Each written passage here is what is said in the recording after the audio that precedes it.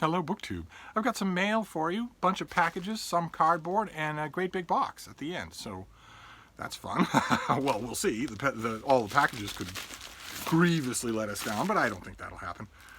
So let's see. Let's see what this first one is. These are probably all going to be 2020 books. So there won't be anything where I'll say I'm going to read this tonight. That you hear that the rest of the time with my mail hauls, but not now.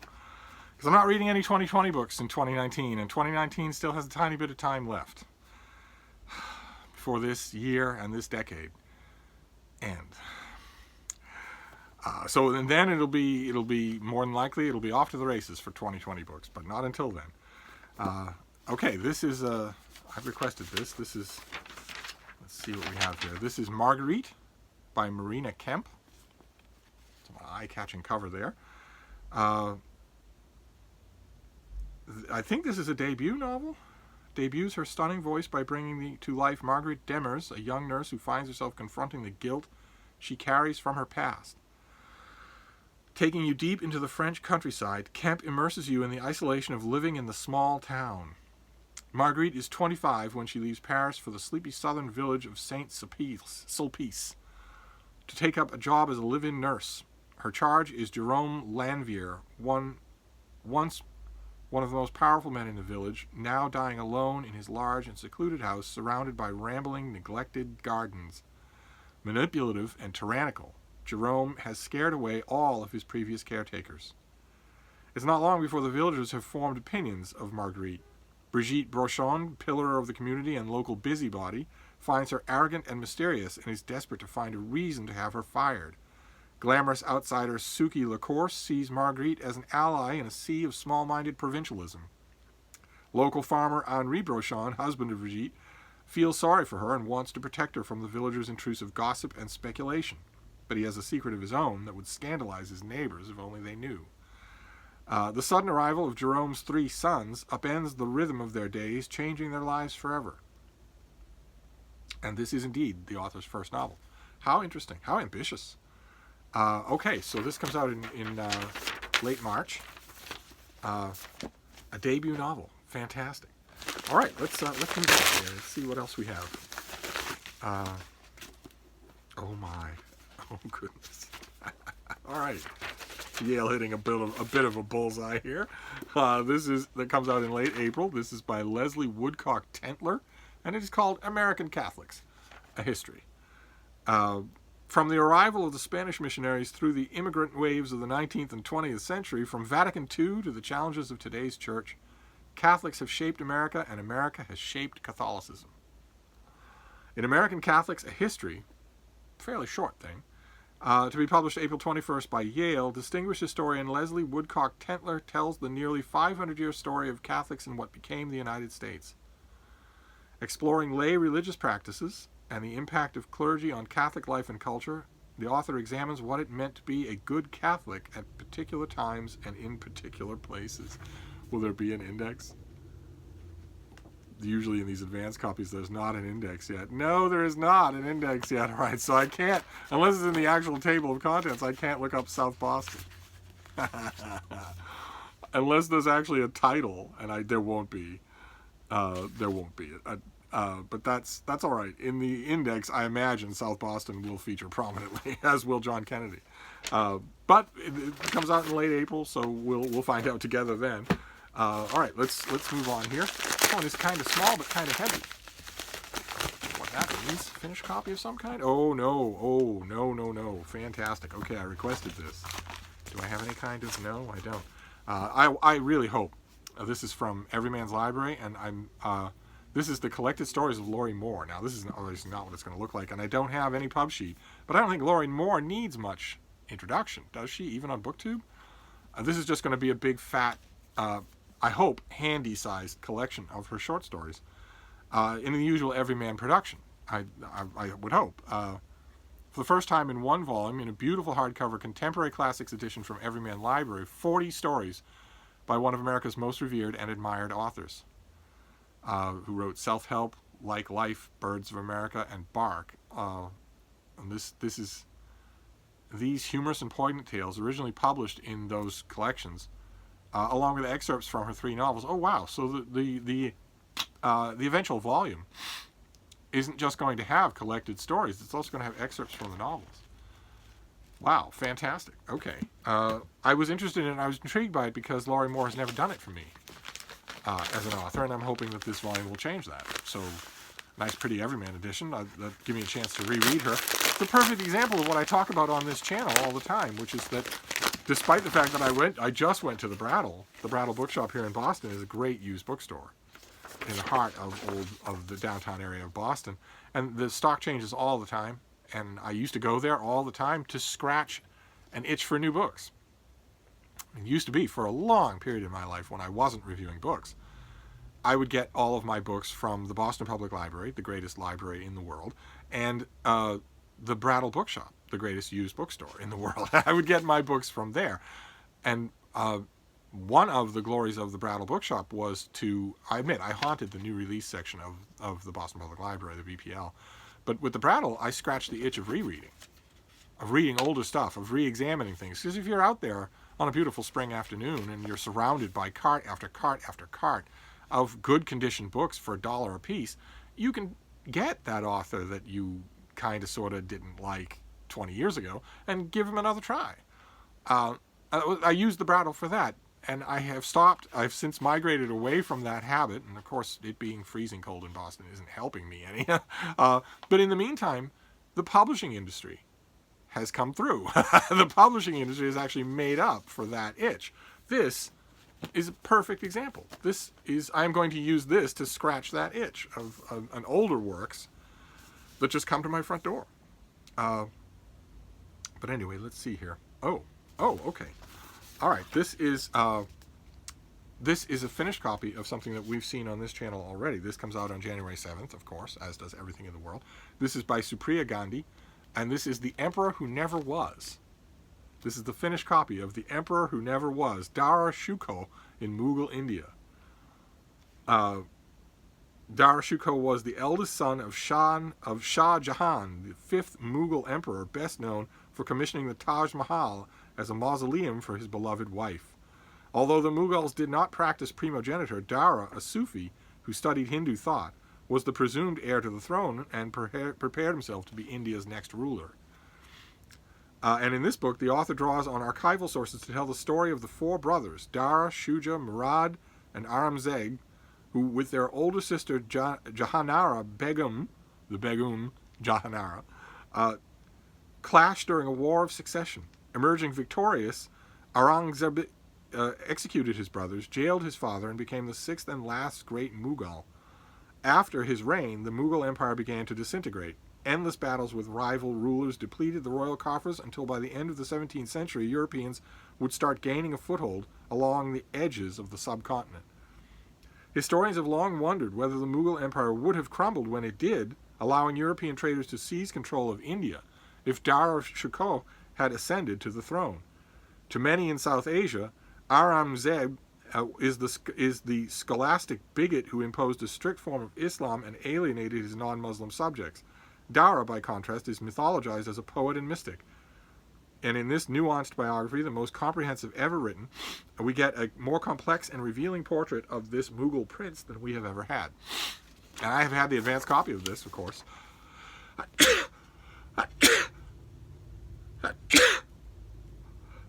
But I haven't touched it. So this is an early January release. I think I have a venue to review this. I'm not thinking about 2020. So this is the one time of year when that rule, of course, gets in the way of practical business. Nothing I can do about it. So let's see what this next one is. Also heavy. Also could be a finished copy. Oh God, yes it is. Okay. All right, January 7th? No, January 28th. How amazing. This is from Norton. This is the finished copy of David Marwell's biography of Josef Mengele. This would be a big and much talked about biography in 2020. I have a suspicion about 2020's biographies. I'm not 100% sure, but I have a suspicion. It takes a while for the publishing industry to echo the outside world. It takes, aside from quick knockoff books by disgraced White House aides and things like that, it takes a while for writers to serious writers to tailor their books, their next book, to mirror the zeitgeist. A lot of times they're not even aware they're doing it. And one of the things that I expect to see as a mirroring of the zeitgeist is for some year, whether it's 2020 or 2021, to give us major biographies of mostly bad guys, of mostly evil, warped, twisted people, for a rather obvious set of reasons. That is the zeitgeist. Most of the world is ruled by evil, warped, twisted people. And that number seems to go up every year, and every year for the last few years, since around 2016. And we're going to see, I mean, this is a biography of Josef Mengele. It was probably a long time in the works. We saw a big biography of Joe McCarthy. Wouldn't be surprised if there are more. But anyway, this will be big. This will be reviewed in a lot of places, I'll bet. And this is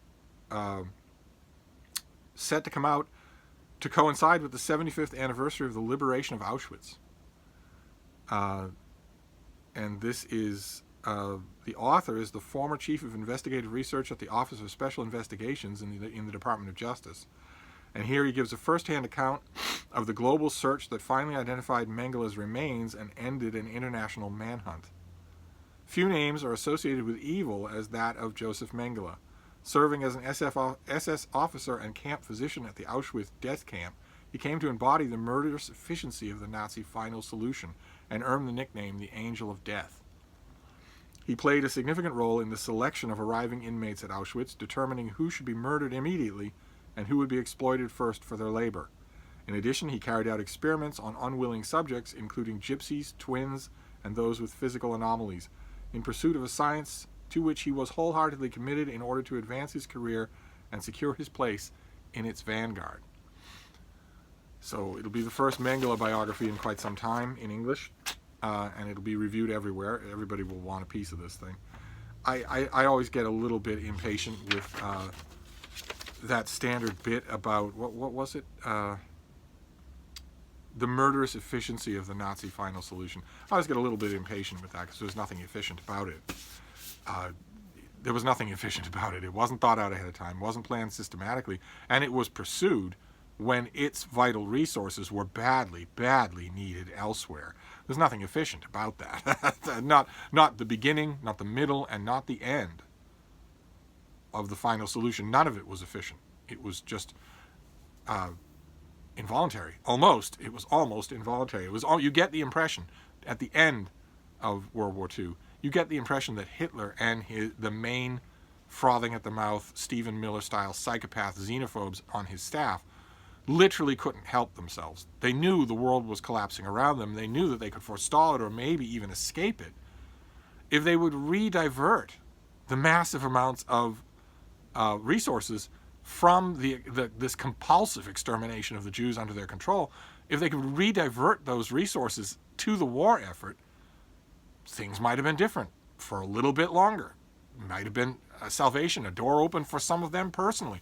And you get the strong impression when you look at the picture of the end of the war that they couldn't help themselves. That they just couldn't help themselves.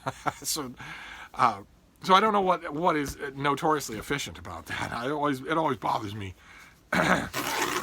These things aren't efficient. Cruelty is never efficient. It's never done that way because it's always done with institutional resistance. Because you might be a monster who says, well, if we want to go out into the desert and find the places where people have hidden bottles of water and remove that water so that people struggling across the burning hot deserts to reach the sanctuary of the United States won't have it. So that they won't have it. And the reasoning, if you want to call it that, is, well, then they'll turn around and go back. But they're committed. They're 15 miles committed. So what they'll do instead is die. And you know that, and you don't care. Or a million other examples. That sort of thing, you can dream that up. If you are a lifelong hatred-spouting bigot, you can dream that sort of thing up. But you're going to have to implement it through a bureaucracy. And most bureaucracies are made up of perfectly normal, good people who might not walk out and might not walk out and who might not also, after an ordinary Monday morning conference, when the conference is breaking up, simply put a hand in between the shoulder blades of Josef Mengele and push him down the stairs. down 10 flights of stairs. Just one sharp push, and a gigantic nodule of evil is gone. The members of that bureaucracy might not do any of that. They will eventually implement your orders, but there will be resistance. It will be slow. It will be muddied. And that's inefficient. That's why cruelty is always inefficient when it's done on a state level, because not everyone is cruel. So we will see. I will save the rest of my arguing for the book. Let's see here. So this next one is fiction. This is by Kay Ferrari, translated by Adrian Nathan West, and it is called Like Flies from Afar, from FSG. In the early 2000s, an aspiring young Argentinian writer trying to work in Florida was pulled over for making an illegal U-turn. He and his wife were undocumented, and shortly after they were both deported. This winter, after nearly 2 decades, Enrique Ferrari, now a prize-winning crime novelist whose work has been published on 3 continents, will be making a return of sorts to the U.S. with the release of Like Flies from Afar, his first book to be released here. Being deported from the U.S. was not the only detour on Ferrari's rather unorthodox path to a career in the world of international letters. His first work got... He first got... Okay, all right, let's do a little rewriting.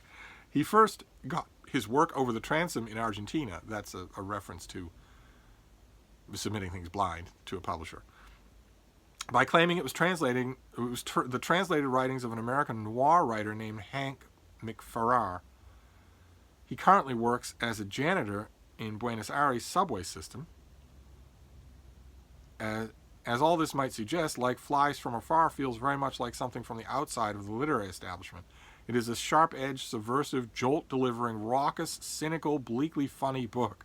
One hard-boiled enough to breathe some fresh life into that old noir cliché. Okay. All right. This comes out in late March. What an odd thing. Okay, so what is the book? I now know all about the author, and I don't know what that's supposed to tell me. So he lied about his early work, and he also tried to enter this country illegally. And that's called a detour. Are we supposed to say, if only we'd known? Well, he and his wife were caught trying to enter the country. They were caught in the country illegally. Nothing stopped them from trying to enter the country legally. He doesn't have to be a janitor in the Buenos Aires subway system. He could be a janitor in the Los Angeles subway system. Or he could be mayor of Los Angeles. There's nothing that stopped him from becoming a citizen. But anyway... let's see. What have we got here? Much of it takes place in a really, really nice car, albeit one with a corpse in the trunk. But as sleek and fast-paced as it may be, there are earnest political underpinnings to the mayhem of this book. As its protagonist, Mr. Maki, a loathsome oligarch who represents the worst of Argentinian society, tries frantically to solve the identity of a dead body he discovers one fine morning in the trunk of his BMW. He finds himself at the center of a dark 21st century fable about the excesses of wealth. Ferrari is unsparing in his depiction of ruling class corruption, as one would expect from a transit worker with a Karl Marx tattoo. Isn't David Murphy a transit worker with a Karl Marx tattoo? We don't think poorly of him, do we? Oh. And the novel should have an added fascination for American readers in the glimpse it offers of Argentinian history, and of a side of Buenos Aires not seen by tourists who flock there in increasing numbers every year. Okay, all right, well, there you go. So we will see. We'll see what we find here. Like Flies from Afar. Okay, let's move on here. So we have one more of these things, and then we have the big box. No idea what the big box is. I think on the side it says that it's from Amazon. So, of course, with a guilty mind, I immediately asked myself, am I expecting anything from Amazon? Okay, all right, we saw this already. This is the finished copy of Anna Weir's Uncanny Valley, a memoir. This is the finished copy. This comes out, I'm sure, January 7th. No, January 14th, okay. When Anna Weiner had a chance to appear at BEA on behalf of her debut, Uncanny Valley, a prescient page-turning account of her journey in Silicon Valley, galleys were snapped up and the chatter on social media began. I don't follow enough bookish stuff on social media. I really don't, and I should. It's a lot healthier for me. It would be a lot healthier to follow bookish stuff, authors, BEA itself, all the publishers. It'd be a lot healthier for me to follow that than to follow all the political stuff. Maybe that needs to be a house cleaning in 2020. I certainly don't want to be on Twitter when Trump wins re-election. I certainly don't want to be anywhere near Twitter when that happens. Let's see here. Part coming-of-age story, part portrait of an already bygone era, the memoir is a rare first-person glimpse into a high-flying, reckless startup culture at a time of unchecked ambition, unregulated surveillance, wild fortune, and accelerating political power. Okay, well, that's not rare. Right? This could be really, really good, but it's not a rare thing. There've been chock-a-block with memoirs like that. But that's great. And she has publicity all over the country. New York, Boston, D.C., San Francisco, Seattle, Los Angeles. Incredible. There are some booktubers out there. I actually sort of quietly envy them. There are some booktubers out there who go to publicity. They go to bookish events. They go and they talk to authors and they get their books signed. They wait in line. They talk to fellow fans. Rachel Norrow has done that and posted some fascinating videos of herself doing it, and a few other booktubers as well. I don't ever do that, and I often envy it from afar. I don't know that I ever would do it. I don't think that I ever would, but it's a side of the bookish world that certainly looks attractive anyway. So whenever I see publicity dates like that, I always think about that. But anyway, now we have the box, and I confess that this has made me a little guilty. It's made me feel a little guilty. As Olive from a book Olive, I'm sure you all watch Olive's channel. When she and her hubs come to visit, Olive is she's a wonderful guest. She's hilarious and funny, and she can hold her liquor. But as you know, if you've watched her channel, she literally misses nothing, nothing at all, big or small, gets by her. Her synergistic ability is unbelievable, for simply unbelievable, simply off the charts. And you don't need to have great synergistic ability to sit in my front room and after about half an hour, 45 minutes, say a little diffidently, "Do you have a thing about buying technology?" Maybe I do. Maybe I do. I rationalize it by saying that I need it. I absolutely need it. I need, for instance, working computers, one, and a backup that are both up to date and that both work perfectly. I absolutely need that. That's my job. I don't do anything else. I write on, and all of my work is submitted electronically, which might explain the small stack of MacBooks that I have here in the place. And will certainly explain the next one that I get. I don't think I've ordered a MacBook lately, though. My current two MacBooks, I have a MacBook Pro and a MacBook Air, and they are getting on the old side. MacBooks, especially MacBook Pros from like 2010, 2011, 2012, that area there, before the Smart Bar, before the face recognition or anything like that, they are absolute workhorses. They are still supported by software updates, and they're just workhorses. They just don't break. And they're easy to clean out electronically. I mean, it's easy. It's periodically, about once a month, I go through mine and just clean it up to break repeated requests, to clean up old requests and old files. And if you do that, if you keep a modicum of care, you can keep the thing running perfectly forever. But I'm perfectly aware of the fact that my MacBook Pro and my MacBook Air backup are getting towards needing replacing. They're getting towards it's getting towards the point where I'm asking for trouble to keep using them, because if they both break, then I'm out of luck. Completely out of luck. I have some old MacBooks that could serve temporarily, but there's nothing worse when you're getting an expensive and big piece of technology. There's nothing worse than needing to hurry. I like to research these things.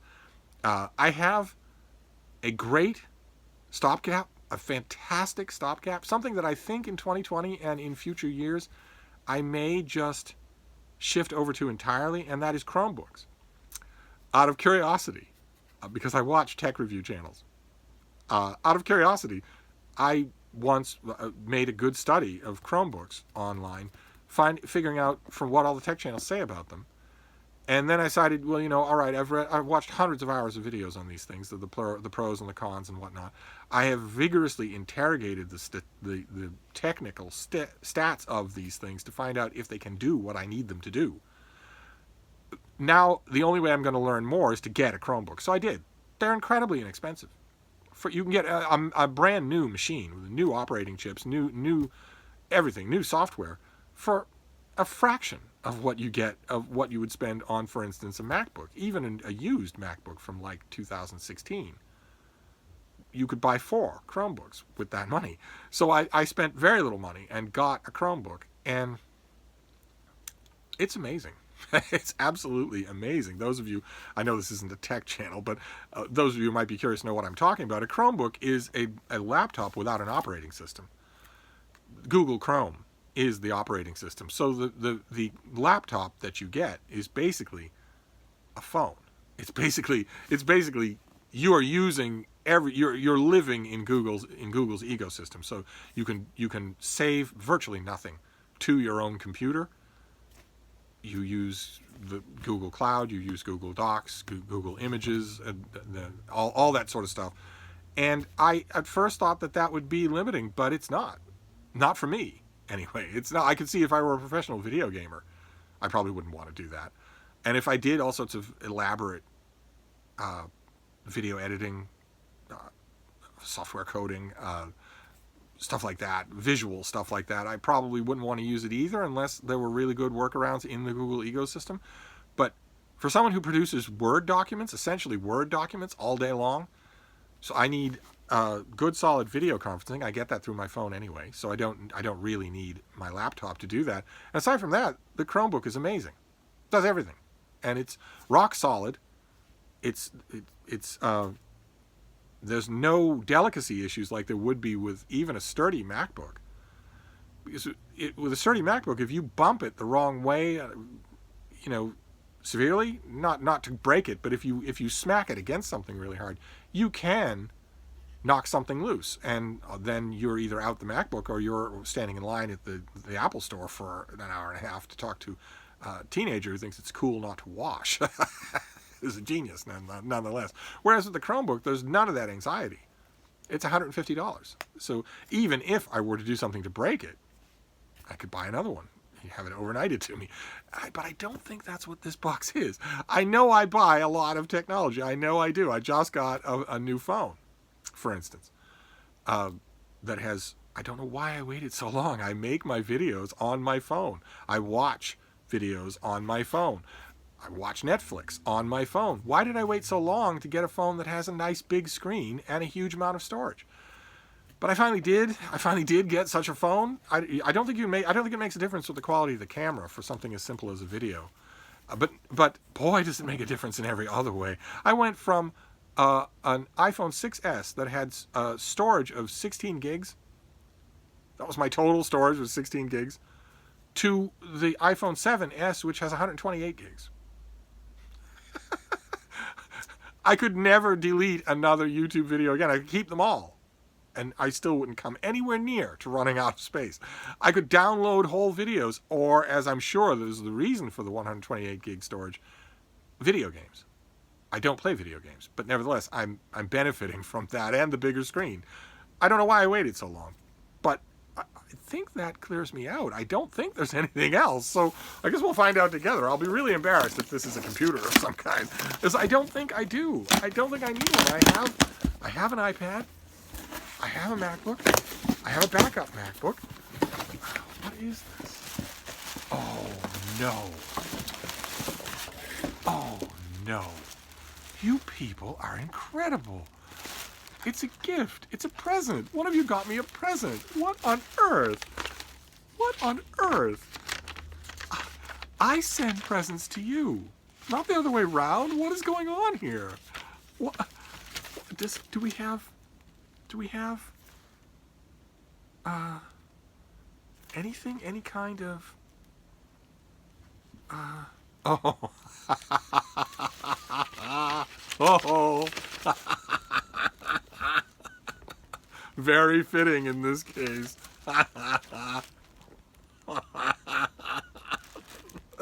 Baby, what is this? Huh?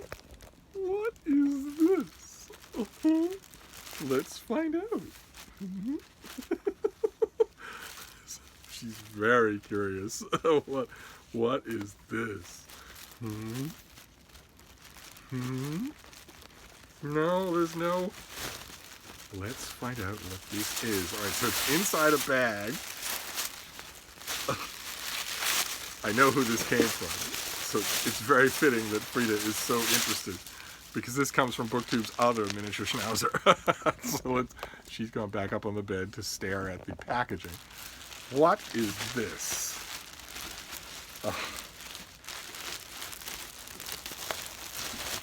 Oh, baby, what have we got here?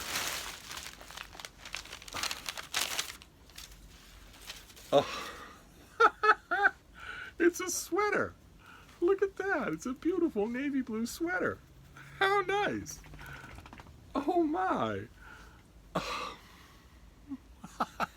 Well, I know who this is from, and I thank you very much. This was totally unnecessary.